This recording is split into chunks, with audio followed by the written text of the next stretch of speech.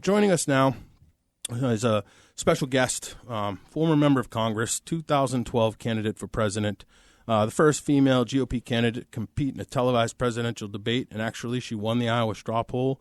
She's now a member of Donald Trump's Executive Advisory Board for Faith and Culture. She's working to cancel President Obama's fundamental transformation, quote, unquote, of America by electing pro-life Republican who wants to push the pause button on Muslims coming to the U.S. from terror countries, that operational pause we've been talking about. And can you hear me there, Congressman? Or Congresswoman? Hi, Rich. Yeah, I can. Hi, Phil. This has been a great show today. Thank you for the awesome job you guys are doing. Hello, Michelle. I wanted to address our last caller's question because it touches on an experience that you had vis-a-vis Huma Abedin and other Muslim Brotherhood front groups that you asked about clear back in 2012. We know that both of her parents were closely allied with global pro-Sharia organizations and that she herself was affiliated with the Muslim Students Association, which is a known front group for the Muslim Brotherhood. In terms of background, I know that if I was a part of those organizations, I would not have been cleared to get a job at the Department of Homeland Security because of affiliation with a possible terrorist group or individuals.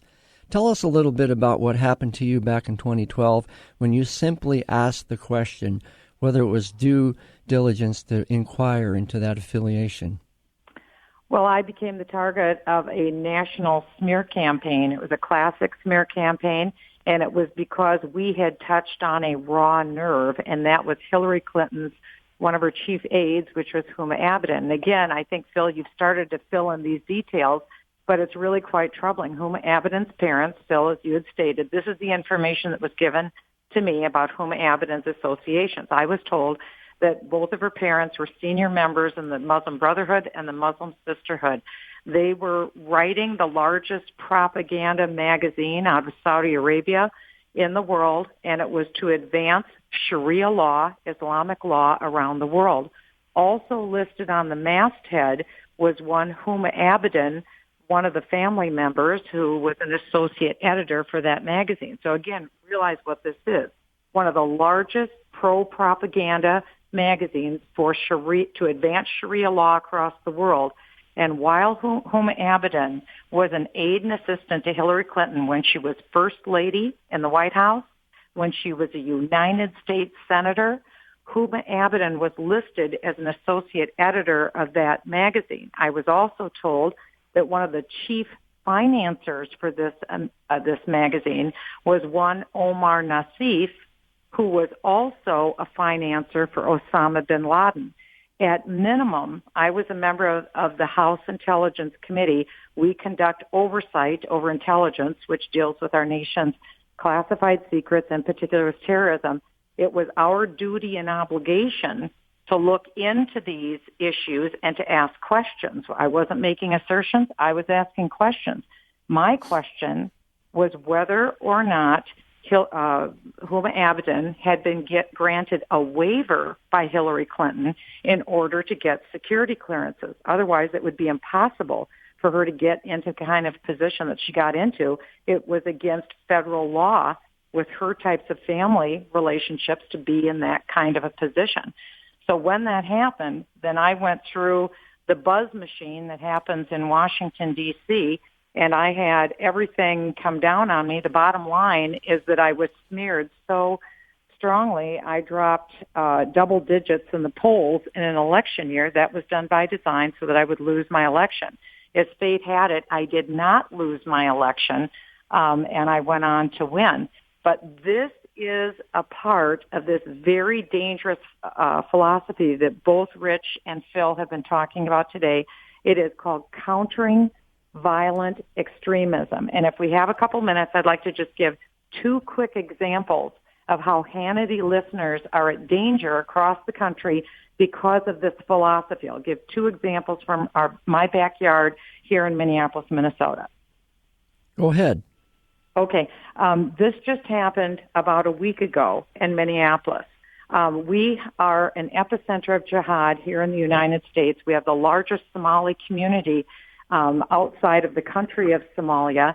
We have the highest number of recruits for the Islamic State coming out of Minnesota. The first two Americans killed fighting for the Islamic State were both from Minnesota. We had 6 Somalis who were just pled guilty in earlier this year for trying to leave America and going to join the Islamic State. Just 10 days ago, we had a group of 20 to 30 Somali men go into a very nice neighborhood in Minneapolis near Lake Calhoun, primarily $1 million houses. They've been going in for 3 days or so into this neighborhood. So a woman had just moved into the neighborhood. She was in the yard. 20 to 30 Somali men were driving their car on the sidewalk, on the yard. They began screaming at the woman. They wouldn't leave. They were there for hours. They talked to the woman about Sharia law. They said they wanted to marry her. She was alone at the time. Then they said they were going to rape her. They were going to kidnap her. Now imagine if you are a woman, you are in your yard, and more men started coming into the yard. 20 to 30 Muslim males were in the yard. And this woman went into her house. She called 911. She called 3 times. It took an hour before the police got to her house. She was obviously distraught, crying, frightened, didn't know what to do. This wasn't the first time. This went on for multiple days. Now, none of this came in the Minneapolis Star-Tribune newspaper, our largest newspaper. None of this was reported.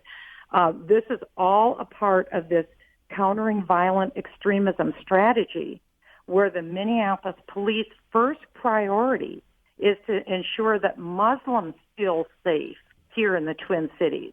And so therefore, the police, in my opinion, pull back, and they don't want to do much to intervene because they try to be friends with the Muslim community and then supposedly integrate into the community so they can have good relationships. Michele, I'd like to ask you a question about the new DHS guidelines that were just put out last month that encourage or suggest that we do not use words like Sharia law because Muslims might be offended by the use of those terms. What do you think of that policy?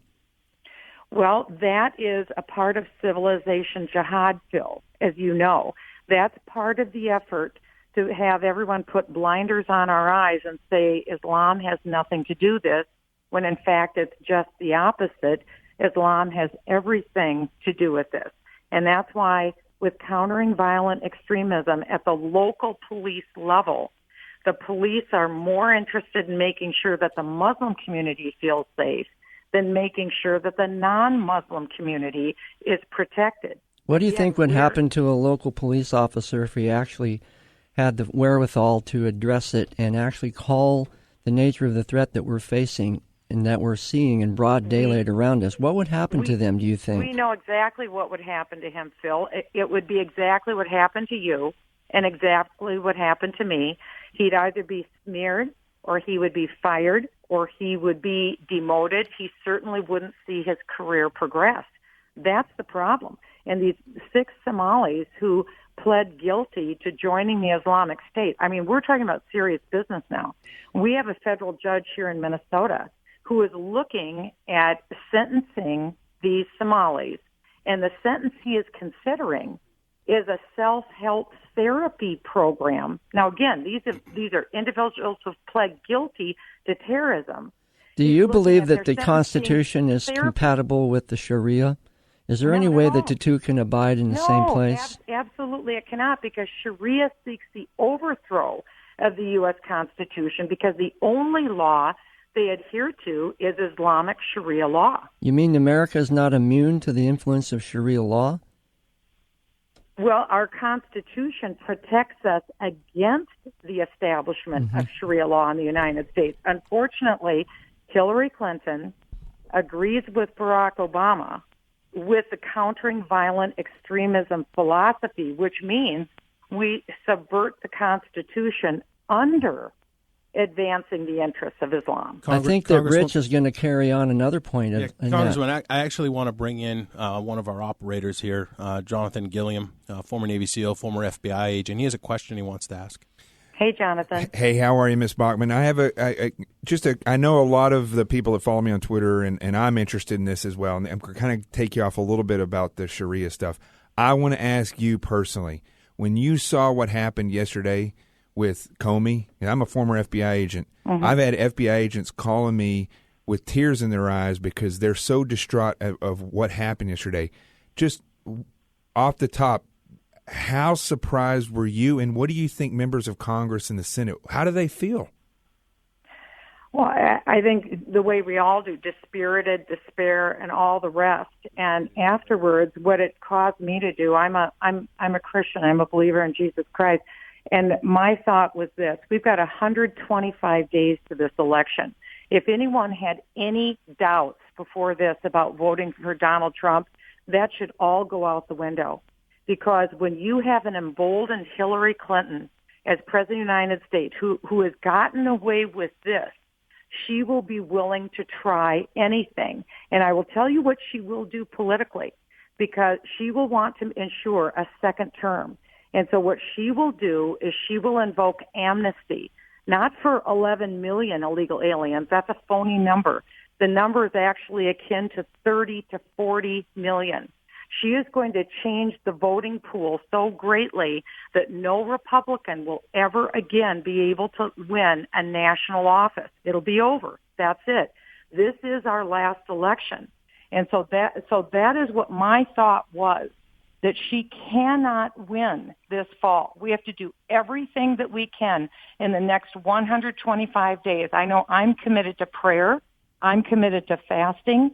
I'm committing to do everything that I can to help take our country back, because this level of corruption can't stand, and we cannot continue to allow the influence of Sharia law to subvert the Constitution in the United States. Congresswoman, I'm seeing it here in my own city, and I don't want to see this in our country. Congresswoman, thank you so much for your insights today. You know, you have a perspective that's absolutely unique. You're listening to Sean Hannity Radio. You're listening to Sean Hannity Radio. Twitter at Sean Hannity. Dial in 800-941-SEAN. That's 800-941-7326. This is Rich Higgins and Philip Haney here hosting for Sean. Join us after the break.